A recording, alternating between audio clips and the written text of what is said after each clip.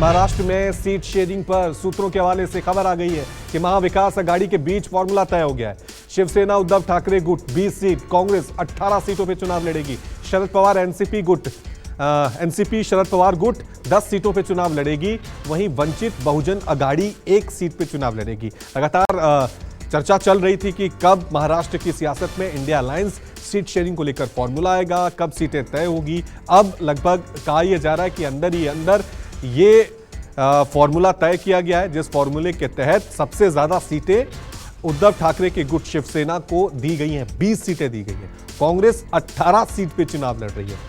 NCP जो शरद पवार के गुट की है उनको 10 सीट दी गई है और साथ में 1 सीट जो है वो वंचित बहुजन अघाड़ी को दी गई है। अब देखना यह है कि इसकी ऑफिशियल अनाउंसमेंट कब होती है, क्योंकि इंडिया अलायंस के तमाम सहयोगी दल जो है सीट शेयरिंग को लेकर एक के बाद कई राज्यों में अपनी फाइनल लिस्ट जो लेकर सामने आए हैं, फॉर्मूला लेकर सामने आए हैं। दिल्ली में कांग्रेस और आम आदमी पार्टी के बीच फॉर्मूला तय हो गया है। महाराष्ट्र एक बड़ा राज्य है, यहां पर लगातार सवाल उठ रहे थे कि कब यहां पर सीट शेयरिंग को लेकर इंडिया अलायंस अपनी घोषणा करेगा। अब खबर सामने आ गई है कि लगभग फॉर्मूला तय हो गया है, किस दल को कितनी सीटें मिलनी है, जिसमें यह फाइनल हुआ है कि शिवसेना को सबसे ज्यादा 20 सीट मिलेंगी, कांग्रेस को 18 सीट मिलेंगी और शरद पवार के गुट वाली एनसीपी को 10 सीट यहां पर दी जाएगी।